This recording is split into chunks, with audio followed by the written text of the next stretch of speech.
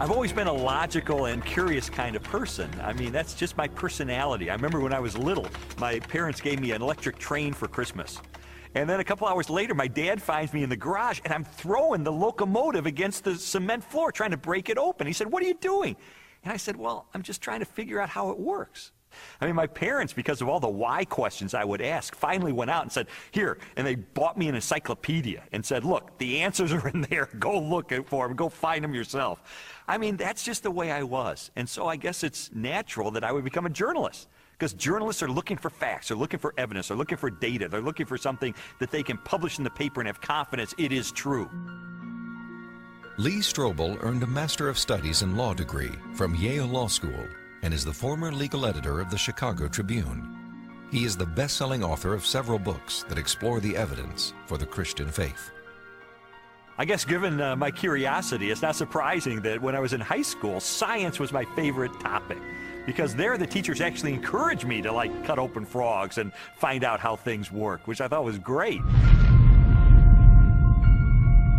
When I was a teenager, I had this deep trust in science, and I think part of it was prompted by the fact that I grew up in post-Sputnik America, where Eisenhower encouraged all young people to delve into science so we could catch up with the Russians. So to me, science sort of represented the empirical, the hard facts, the things that could be proven experimentally, and that was sort of the way in which I looked at life. I thought people who had faith, people who believed in supernatural things like God, I saw that as a sign of weakness, because, you know, do you have any data to back that up? In the autumn of 1966, Strobel's interest in science led to a life-changing decision.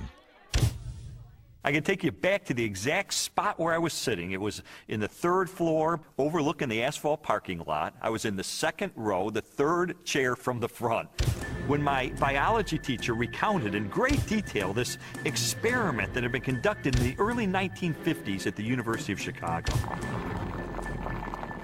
This experiment that impressed Strobel so deeply was one of the most famous in the history of science.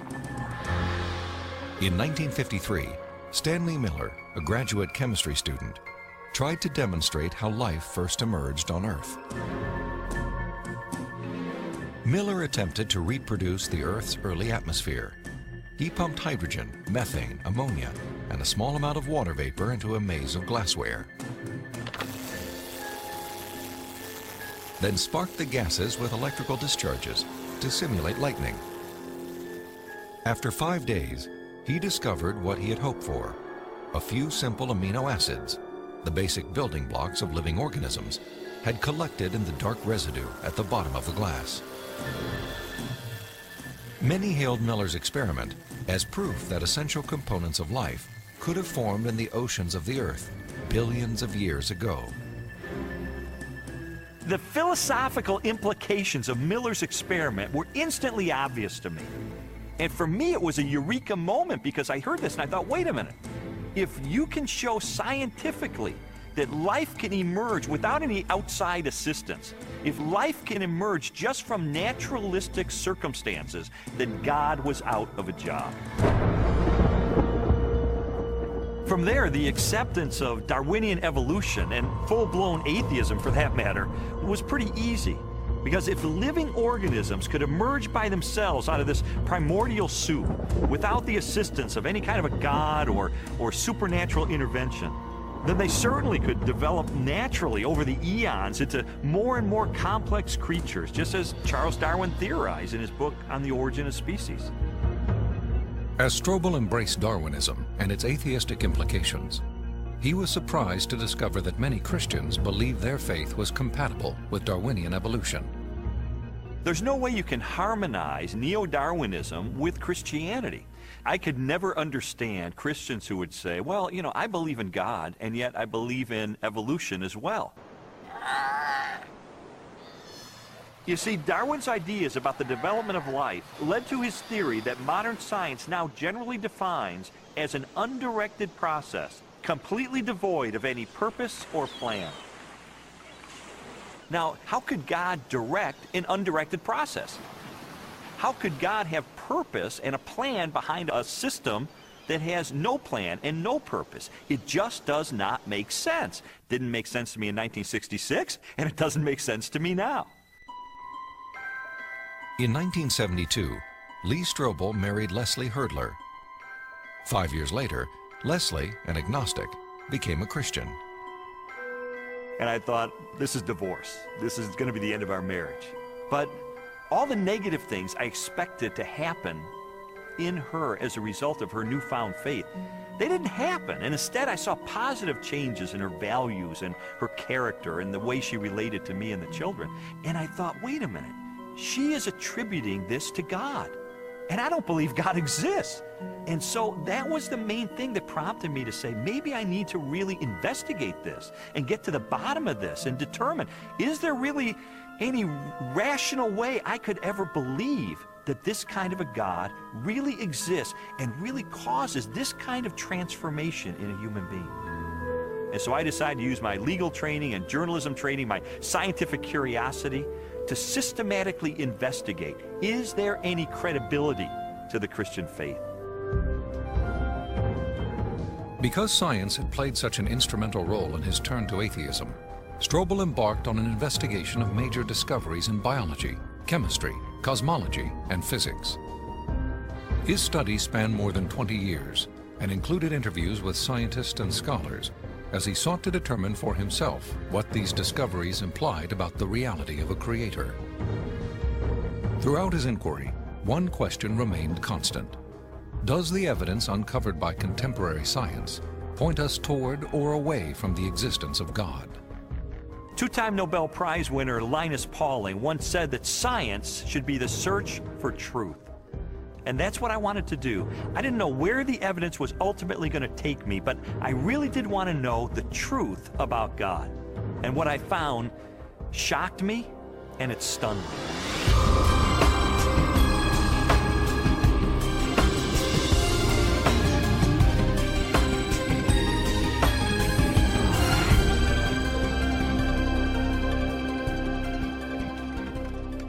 Strobel's search began with an examination of evidence that challenged materialistic theories of life's origin. He discovered that this negative evidence contradicted the textbook explanations that had once convinced him the blind forces of evolution could account for the creation and diversity of life on Earth. A good example of negative evidence is the 1953 Origin of Life experiment by Stanley Miller, the one that helped lead me into atheism in the first place. As biologist Jonathan Wells explained to me, Miller's experiment has now been thoroughly discredited. Stanley Miller put together a glass apparatus, and in that apparatus he put a mixture of gases that people at the time thought reflected the atmosphere of the early Earth. And those gases were methane, ammonia, hydrogen, and water vapor. But then the professional opinion of what was there on the early Earth changed. In the 60s, geochemists revised their hypothesis and decided that the hydrogen, being very light, would have escaped into outer space. The Earth's gravity isn't strong enough to hold it. And probably the early Earth's atmosphere then consisted of what we now see coming out of volcanoes today, namely carbon dioxide, nitrogen, and water vapor. Well, if the early Earth's atmosphere consisted of those gases, then Stanley Miller's experiment would not work. In fact, he himself tried it with those gases, and he found that he couldn't produce any amino acids at all. So the experiment falls apart once you use a more realistic mixture of gases in the apparatus. Miller's test has been repeated many times using the correct atmospheric components. The results are always the same. The amino acids that generated so much enthusiasm in 1953 do not appear. Even if Miller's experiment were valid, you're still light years away from making life. It comes down to this. No matter how many molecules you can produce with early Earth conditions, plausible conditions, you're still nowhere near producing a living cell. And here's how I know. If I take a sterile test tube and I put in a little bit of fluid with just the right salts, just the right balance of acidity and alkalinity, just the right temperature, the perfect solution for a living cell. And I put in it one living cell. This cell is alive. It has everything it needs for life. Now I take a sterile needle and I poke that cell, and all its stuff leaks out into this test tube. You have in this nice little test tube all the molecules you need for a living cell. Not just the pieces of the molecules, but the molecules themselves. And you cannot make a living cell out of them. You can't put Humpty Dumpty back together again. So what makes you think that a few amino acids dissolved in the ocean are going to give you a living cell? It's totally unrealistic. Stanley Miller's experiment was not the only unsuccessful attempt to explain how life originated. Beginning with Russian chemist Alexander Oparin's work in the 1920s, theorists have also proposed chance, chemical attraction, and biological seeding from outer space as possible answers. Each has failed to account for how non-living chemicals could have arranged themselves into the most basic components of the first living cell. Strobel's research ultimately led him to conclude that materialistic explanations for the origin of life were deeply flawed. And his examination of negative evidence did not end with the question of first life. He also learned of weaknesses in the most celebrated icon of Darwinian evolution. In Darwin's book on the origin of species, there's only one illustration. It's called the Tree of Life. Darwin used it to explain how every species of animal and plant that ever existed on Earth had evolved from the same common ancestor through small, gradual steps over enormous periods of time. Even though Darwin's Tree of Life is included in virtually every biology textbook published over the last half-century, contrary to what we've been told, there is no conclusive evidence of the common origin of all life.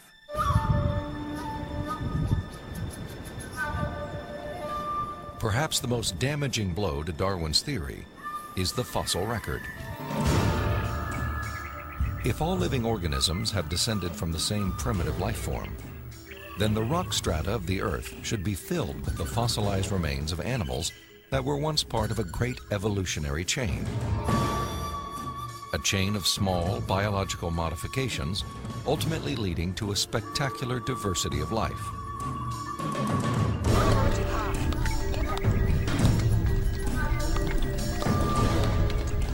Yet, after 2 centuries of research, highlighted by excavations in southern China, the multitude of transitional experiments, or missing links, that should exist are conspicuous only by their absence. The most graphic example of this void in the fossil record is a geological era known as the Cambrian explosion. The branching tree pattern of Darwin's theory is actually not seen anywhere in the fossil record unless we impose it with our own minds. So the Cambrian explosion is the most dramatic refutation of the Tree of Life. The Cambrian explosion of life was a dramatic episode in geological history.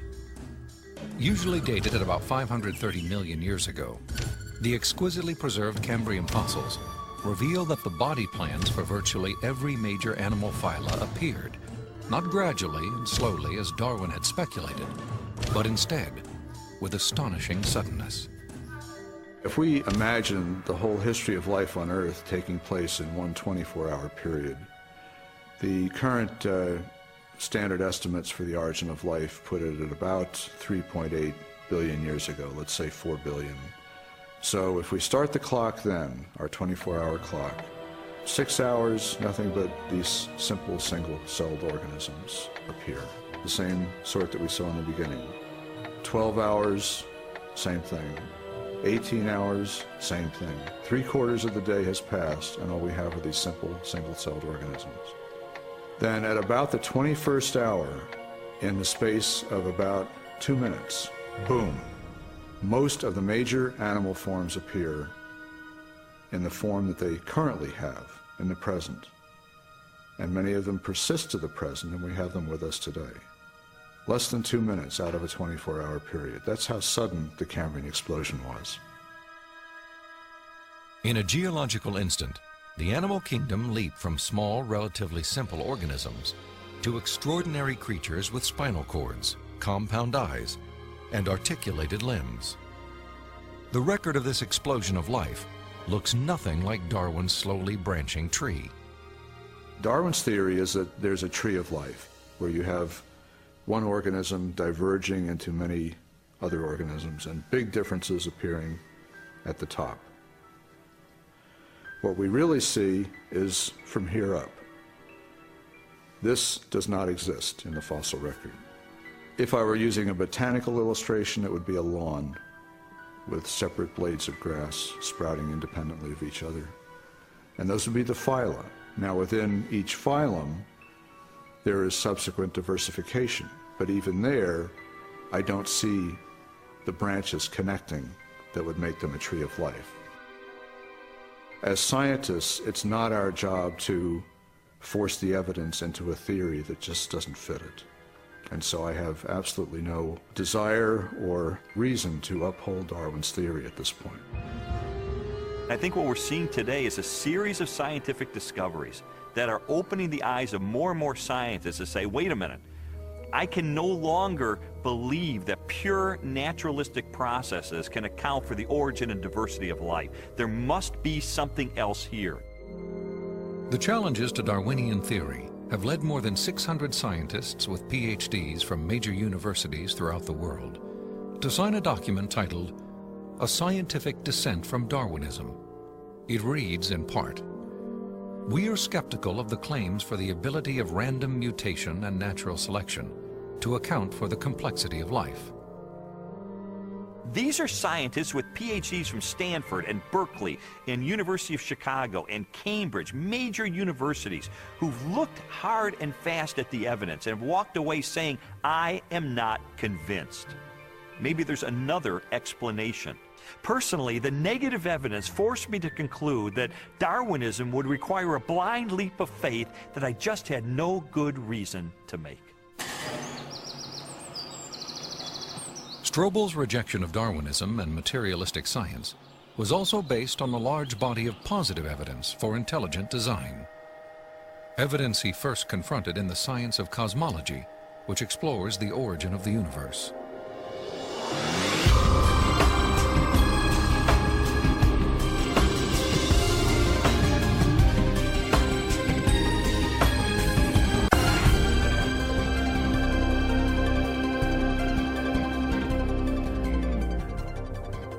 How did the universe begin? What is its source? Few questions have generated as much controversy through the centuries or inspired as many impassioned opinions. I interviewed William Lane Craig, a philosopher who has devoted much of his career to the study of cosmology and the question of origins. From ancient Greek materialism at the time of Plato and Aristotle up through 19th century idealism, the prevailing view was that the universe is eternal, that the universe never began to exist, that the universe as a whole is, as it were, a static, timeless entity. This belief in an eternal, unchanging universe, for centuries a pillar of Western cosmology, was unexpectedly challenged in 1915 by Albert Einstein's general theory of relativity. Einstein's equations implied a startling possibility. The cosmos was not static, but instead existed in a continual state of either contraction or expansion. Einstein did not like the idea that the universe was dynamic at all. In fact, like almost all scientists at the time in the early 20th century, he assumed the universe was static and eternal. What's interesting and ironic is that he thought he had made some kind of mistake in his equations for the general theory of relativity. But a few years after he developed the theory, a Belgian astronomer named Lemaitre developed a model based upon his equations, which again predicted that the universe was in a continual state of expansion. In 1929, theoretical predictions were confirmed with empirical data.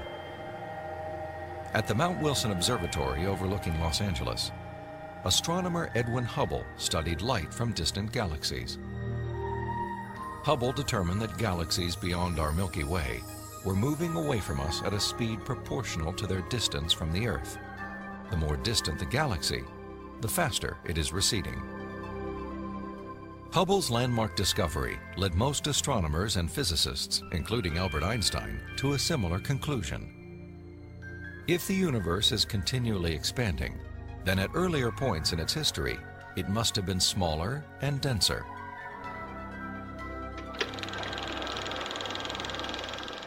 I think a good way to visualize this is to imagine that the history of the universe has somehow been photographed and made into a movie that we could play on a projector.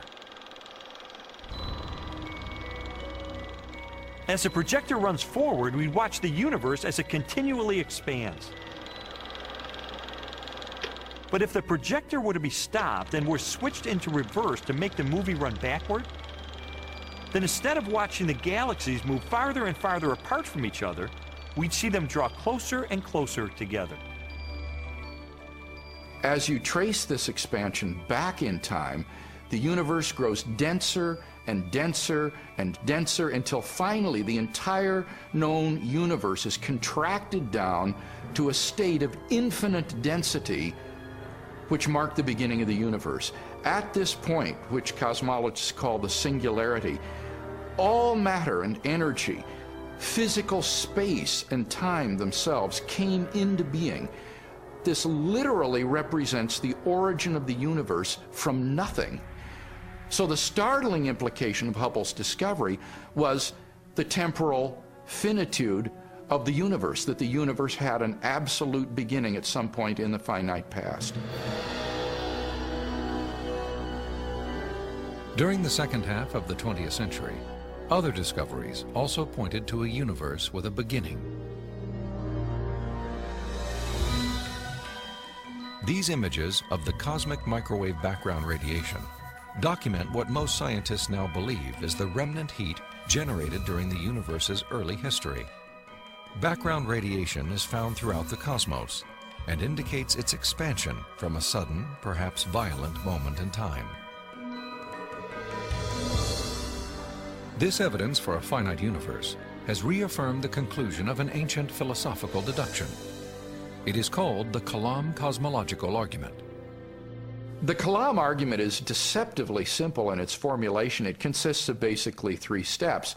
Premise 1 is that whatever begins to exist has a cause. Something cannot come into being uncaused out of absolutely nothing. Premise 2 is that the universe began to exist.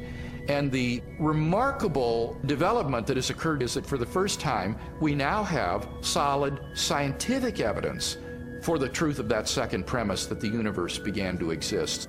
And from those 2 premises, it follows logically, therefore, the universe has a cause of its existence. Whatever begins to exist has a cause. The universe began to exist, therefore the universe has a cause of its existence.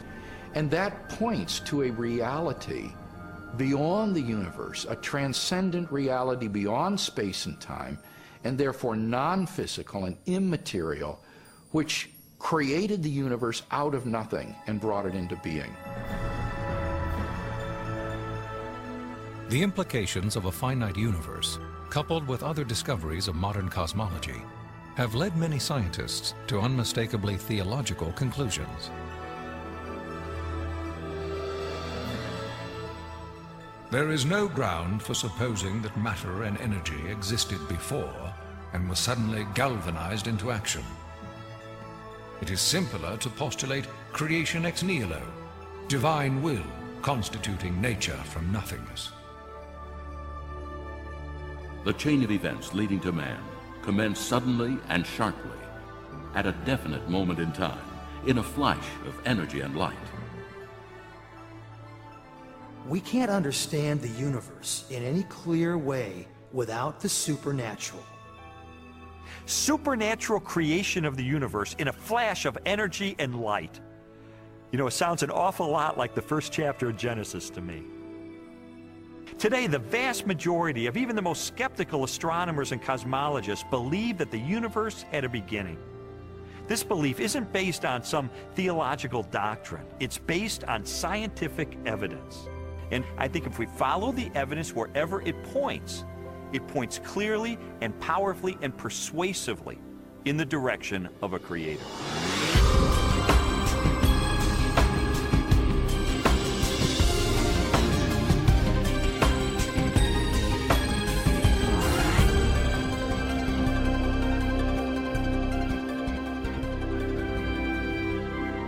Since the beginning of time, all the matter in the universe has been governed by precisely balanced laws and constants.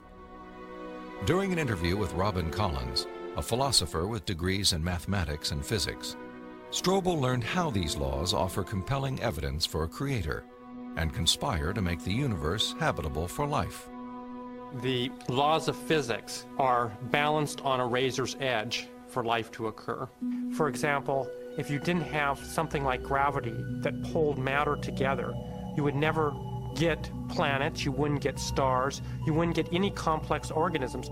If you didn't have the strong nuclear force, there would be nothing to hold protons and neutrons together in the nucleus. And so you wouldn't have any atoms, so no chemistry. If you didn't have the electromagnetic force, you would have no bonding between chemicals. You would have no light, and the list goes on. So you need all these sorts of fundamental principles have to be in place in order for life to occur. Wipe out one of those principles, wipe out one of those laws, no life. Strobel learned that life also hinges on the precise strengths and relative values of many different physical constants. One example of this fine-tuning is the force of gravity. Imagine a ruler divided up into 1-inch increments and then stretched across the entire universe, a distance of some 14 billion light years. For the purposes of illustration, the ruler represents the possible range for gravity. In other words, the setting for the strength of gravity could have been anywhere along the ruler, but it just happens to be situated in exactly the right place so that life is possible. Now, if you were to change the force of gravity by moving the setting just 1 inch compared to the entire width of the universe, the effect on life would be catastrophic.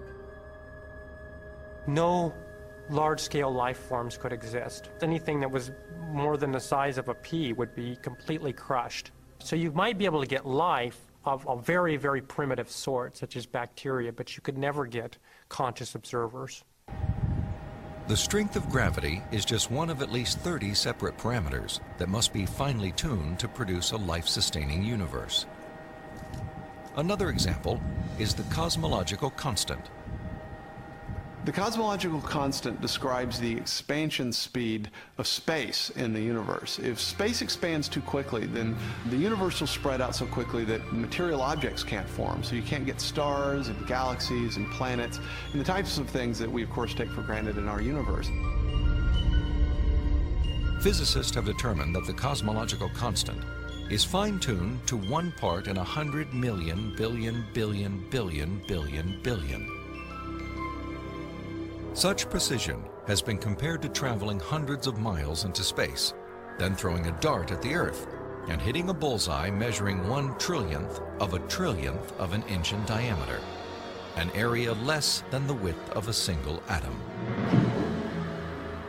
Just consider those two parameters, gravity and the cosmological constant. Their level of fine-tuning is to a precision of 1 part in 100 million trillion trillion trillion trillion trillion trillion.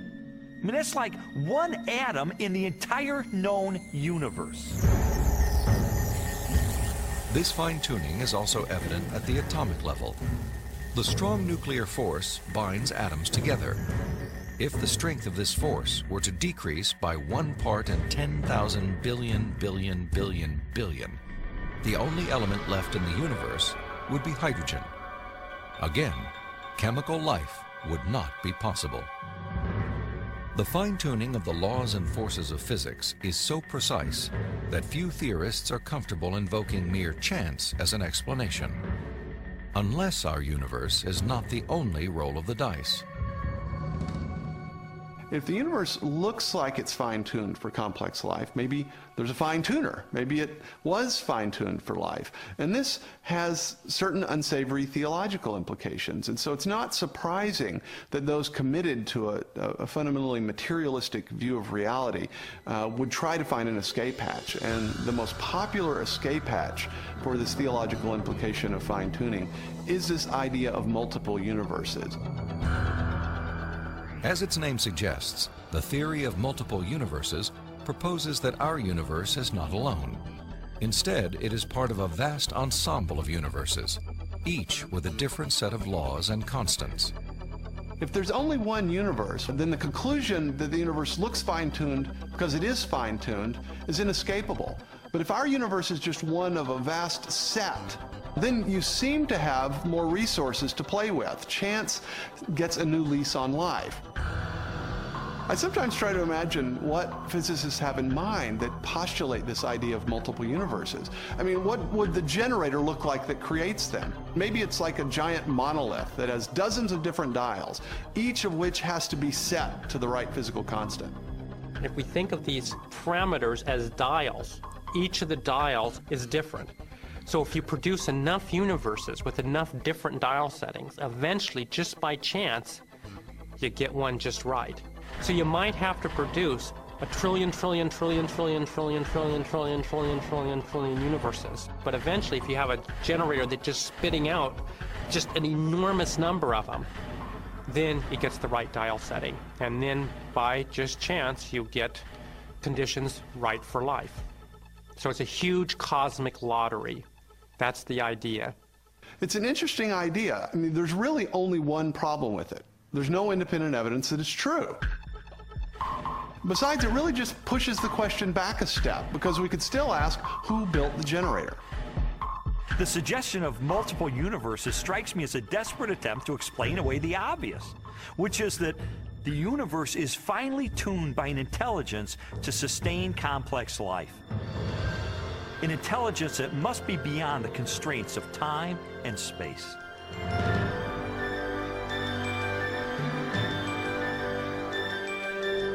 Strobel's journey through a universe finely tuned for life inevitably led him home, to the blue jewel of our solar system, the planet Earth.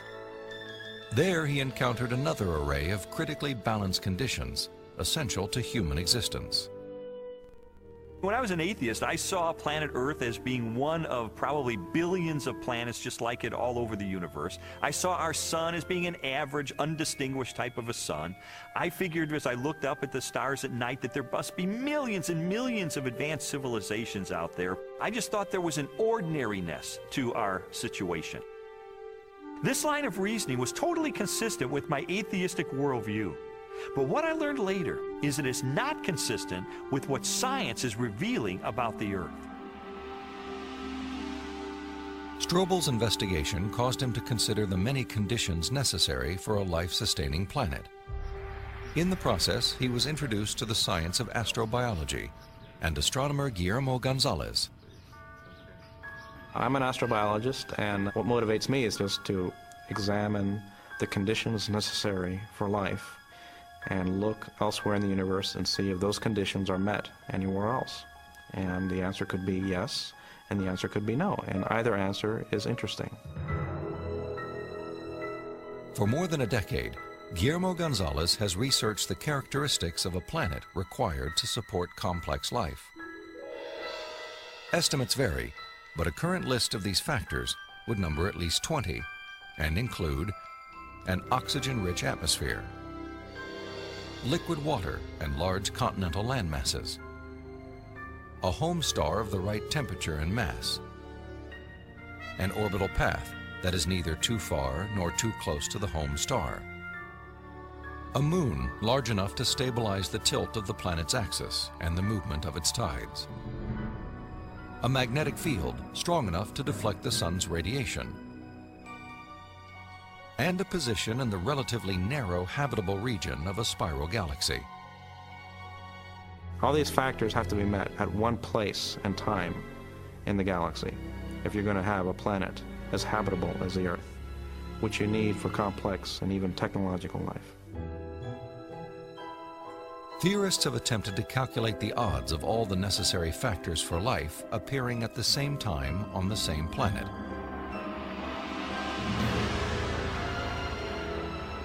A conservative estimate is 1 chance in 10 to the negative 15th, or 1/1000th of 1 trillionth. On those terms, even when compared to the billions of suns and possible planets in our Milky Way galaxy, the probability of even a single habitable world appears unlikely. There are many probabilistic resources in the galaxy, but on the other side of the coin are all these factors that you need. You have to get just right in order to have just one habitable planet like the Earth. And that leads me to conclude that yes, we're rare in the galaxy. Gonzalez's study of the Earth's habitability led him and colleague Jay Richards to expand the scope of their research. They began to examine how a life-sustaining planet like Earth may also give its human inhabitants access to the mysteries of the universe. I don't think there has ever been a time in the history of the human race in which at least some people haven't contemplated these questions. We ask, why can we see distant galaxies, millions of light years away in the universe? Why can we postulate what's going on inside atoms or inside black holes? Why are we able to discover things about the universe, to answer questions about its age? For most scientific discoveries that we're able to make, these sorts of things can't be explained in terms of the survival of the fittest of our distant ancestors. Not only our ability to do science, but the openness of the natural world to science just completely outstrips the sort of reductionist and Darwinian explanations that we're used to. In response to this evidence, Richards and Gonzalez have argued that our ability to make scientific discoveries is no fluke or accident. Instead, it points to an underlying purpose behind the universe. It is actually designed for discovery. Guillermo Gonzalez and I spent several years pursuing a hypothesis that those rare things that life needs in a planetary environment, those things that make a planet habitable, also set up the best set of conditions overall for scientific discovery. There are many examples of this correlation, including our planet's oxygen-rich atmosphere, both a critical requirement for our survival and a transparent window that allows us to explore the distant universe.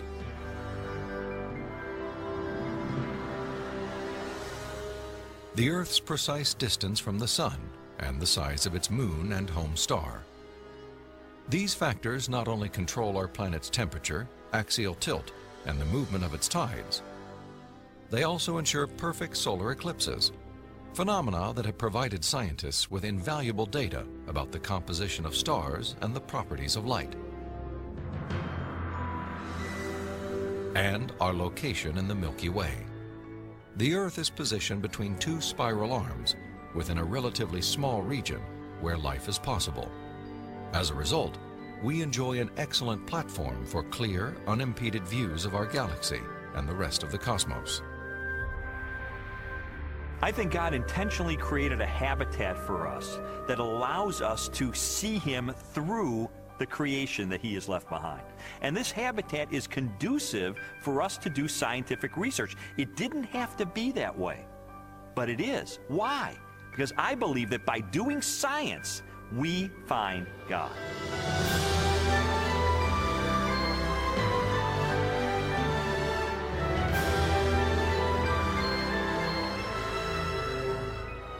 The final leg of Strobel's investigation transported him from the deepest reaches of the cosmos to the microscopic universe of the living cell and the science of biochemistry. There he encountered more challenges to Darwinian evolution and new evidence of design.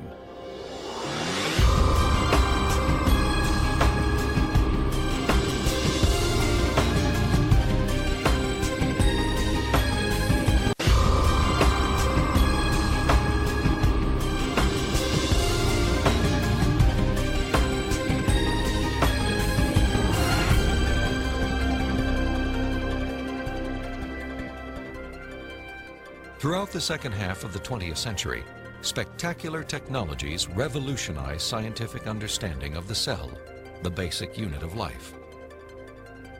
During an interview with biochemist Michael Behe, Strobel learned how this new knowledge has shaken the foundations of Darwin's theory.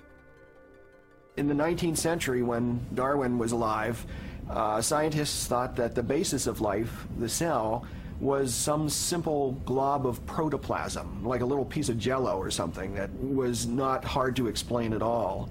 But with the hard work of science in the 20th century, we've seen that the cell is far from simple. It's got very complicated molecular machines and things that are very resistant to Darwinian explanation. Michael Behe has devoted his career to the study of the design and operation of the cell. He has also written extensively on the biochemical challenge to evolution. Most people have no idea of how small and complex cells are. A typical cell from you or me, called a eukaryotic cell, is probably 1/10 of the size of the head of a pin.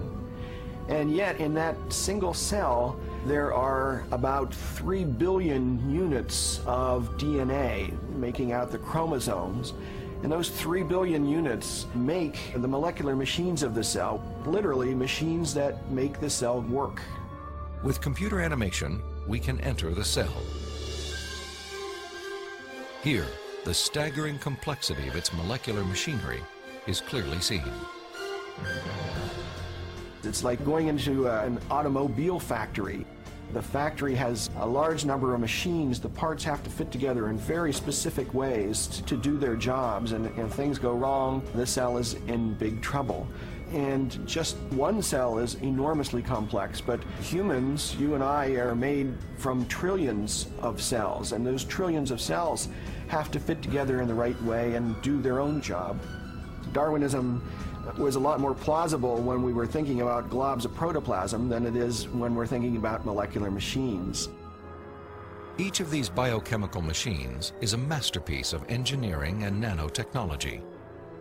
They are essential to functions as vital and diverse as vision, photosynthesis, and the production of energy in the cell. Michael Behe has studied several of these machines, including the flagellum, a remarkable rotary motor. I remember the first time I looked in a biochemistry textbook and I saw a drawing of something called a bacterial flagellum with all of its parts in all of its glory. It had a propeller and the hook region and the drive shaft and the motor. And I looked at that and I said, that's an outboard motor. That's designed, you know, that's no chance assemblage of parts. Behe's reaction was not surprising, especially when the bacterial flagellar motor is animated and magnified more than 50,000 times to display the details of its construction and operation. Howard Berg at Harvard has labeled it the most efficient machine in the universe. These machines, some of them are running at 100,000 RPMs and are hardwired into a signal transduction or sensory mechanism so that it's getting feedback from the environment. It's got some tail proteins which act as the propeller. When the flagellum rotates, these push against the water and therefore push the bacterium forward. And the motor uses a flow of acid from outside of the cell to the inside of the cell to power the turning. The bacterial flagellum has 2 gears, forward and reverse, water-cooled, proton motive force. It has a stator, it has a rotor, it has a U-joint, it has a drive shaft, it has a propeller. It's not convenient that we give them these names. That's truly their function. In all, about 40 different protein parts are required to build a flagellar motor. Half of them are constructor proteins, specialized mechanisms that assemble the flagellum's individual components. Since its discovery, biologists have tried to understand how a machine of such superb design could have arisen gradually, without foresight or plan, through the biological pathway Darwin envisioned. I think what Darwin was trying to show was that things that look designed aren't really designed, but that we can find naturalistic processes to account for the complexity of life. Darwin theorized that every part of every living organism evolved through natural selection. a blind process that acts upon random changes in the cell. Darwin believed that given enough time, these random variations would transform the simplest cells into the great diversity of life that inhabits our planet. In his study of evolution and molecular machines, Michael Behe has raised a significant challenge to the creative power of Darwin's mechanism of natural selection. It is called irreducible complexity. Irreducible complexity was coined by Mike Behe in describing these molecular machines. Basically what it says is that you have multi-component parts to any given organelle or system in a cell, all of which are necessary for function. That is, if you remove one part, you lose function of that system.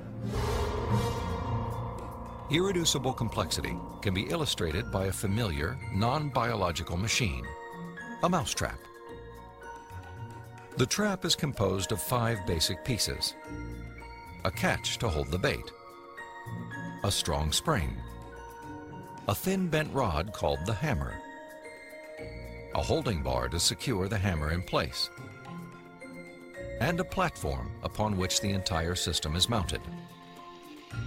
If any one of these parts is missing or defective, the mechanism will not work. All components of this irreducibly complex system must be present simultaneously for the machine to perform its function. Catching mice.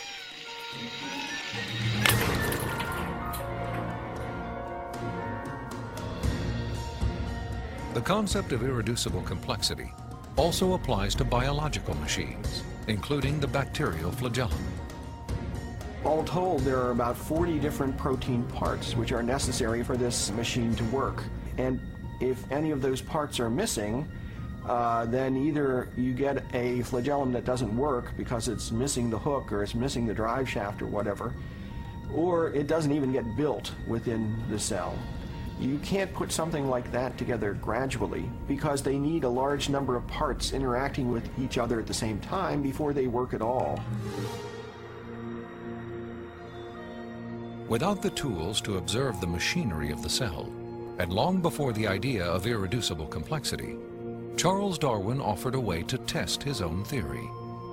In Origin of Species, he wrote, "If it could be demonstrated that any complex organ existed, which could not possibly have been formed by numerous, successive, slight modifications, my theory would absolutely break down."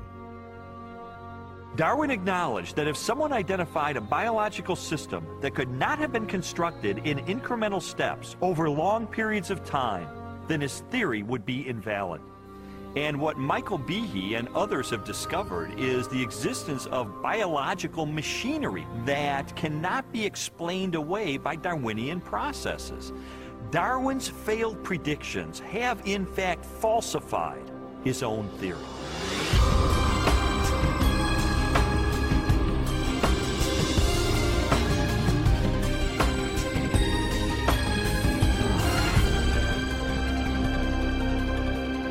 The existence of complex biological machines raises an obvious question. If natural selection wasn't the agent of their construction, then what was? The centerpiece of my investigation was an interview with philosopher of science, Dr. Stephen Meyer. Meyer, who holds a PhD from Cambridge University, brought me face to face with the most efficient information processing system in the universe. The DNA molecule and its language of life. The discovery of the information-bearing properties of DNA and RNA is a fundamental challenge to all materialistic theories of the origin of life. Neo-Darwinism and its associated theories of chemical evolution and the like will not be able to survive the biology of the information age, the biology of the 21st century. Meyer's conclusions are based upon his understanding of the DNA molecule and the genetic instructions that are locked within the nucleus of living cells. In 1953, when Watson and Crick elucidated the structure of the DNA molecule, they discovered that DNA was a carrier of genetic information in the form of a 4-character digital code. That is to say that DNA functions like a software program, only more complex than anyone has ever created or devised. For a biological system to run and operate, it needs genetic information to build the proteins and protein machines that cause the cells to maintain their function. This information is stored in a precise arrangement of 4 chemicals that scientists represent with the letters A, C, T, and G. Sequences of these chemicals provide the instructions necessary to assemble complex protein molecules that in turn help form structures as diverse as eyes, legs, wings, and hearts. This code has been called the language of life, and it is the most densely packed and elaborately detailed assembly of information in the known universe. Geneticist Michael Denton has estimated that the amount of biological information necessary to build all of the proteins in all of the species of organisms that have ever existed on planet Earth could be held in a single teaspoon. And we'd still have room left over for all of the information contained in every book ever written. The more I learned about DNA, the more I understood the significance of what Stephen Meyer called the most fundamental question facing biology today. Where did the information in DNA come from? How did it arise in the first place? Well, lots of people have wanted to explain the origin of information by reference to the laws of physics and chemistry, or by reference to the chemical properties of the constituent parts of the DNA. But that would be like saying that you could explain the information in this morning's New York Times headline by reference to the physics and chemistry of ink bonding to paper. There is a chemical explanation as to why the ink sticks to the paper, but that does not explain the way the ink got arranged to convey a message that could be understood by speakers of the English language. Information requires a material medium, but it transcends the material medium. An explanation for the origin of the genetic instructions needed to build the first life is the holy grail of 21st century biology. Theories proposing that this information arose through natural selection acting upon non-living molecules, or the self-organizing power of chemicals in a primordial soup, have repeatedly failed. Even time and blind chance, the oft-invoked saviors of implausible biological scenarios, have fallen far short as accounts for the source of the instructions in DNA. Mathematicians, for example, have calculated that a universe filled with monkeys, typing relentlessly throughout the oldest estimated age of the cosmos, would have no realistic chance of producing Shakespeare's play Hamlet, let alone a transcript of the genetic information required to build even the simplest living cell. Based on our uniform and repeated experience, which is the basis of all scientific reasoning about the past, there is only one known cause for the origin of information, and that cause is intelligence. Whether we're looking at a hieroglyphic inscription, a section of text in a book, or a computer software, if you have information and you trace it back to its source, invariably you come to an intelligence. Therefore, when you find information inscribed along the backbone of the DNA molecule in the cell, the most rational inference, based on our repeated experience, is that an intelligence of some kind played a role in the origin of that information. The implications of the scientific evidence, coupled with Meyer's logic, are profound. If we are finding information inside every cell and every living creature, could that not be, in a sense, the signature of a creator?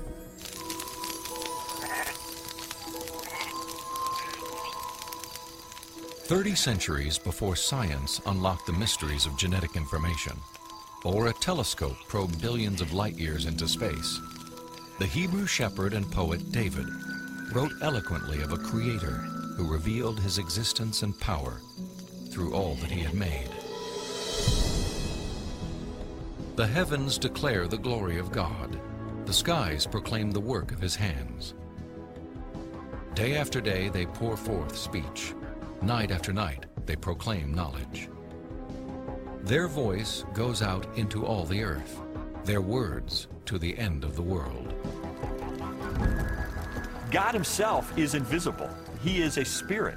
And yet, one of the purposes he has for us is to find him so we can know him. And he's left behind a series of clues. And sometimes we just have to kind of take our blinders off and get beyond our presuppositions and say, wait a minute, I am going to pursue the evidence of science wherever it points. And if it takes me to a very uncomfortable conclusion that there is a creator, then if the evidence points in that direction, that's the way I'm going to go. According to a lot of the mainstream media, the theory of intelligent design is a faith-based idea. And in saying that, they want to dismiss it as something that has no basis in science. But the media has confused a fundamental issue. They're confusing the evidence for the theory with the implications of the theory. The theory of intelligent design may well have implications that are supportive of theistic belief, but the theory is not based on theistic belief. It's based on the discovery of digital code in cells, miniature machines in cells, the fine-tuning of the laws of physics and chemistry, and standard ways of scientific reasoning about the remote past in the history of life. 40 years ago, a lecturer in a high school biology class convinced an inquisitive 14-year-old freshman that there was no God. Ironically, years later, it was an open-minded investigation of scientific evidence that led Lee Strobel to belief in a creator. One of the most interesting things I've learned as I've gone on this journey of scientific discovery has been that you don't have to commit intellectual suicide to come to the conclusion that there is an intelligent designer. Because today, science is pointing more directly and more powerfully toward a creator than any other time in the history of the world. I was trained in journalism and law to respond to truth. I had to take a step of faith in the same direction that evidence is flowing, which is logical and rational. We do that every day of our life. We make steps of faith based on the evidence that we perceive. And so it was the most logical and rational step I've ever taken to put my faith in the creator that science tells me exists.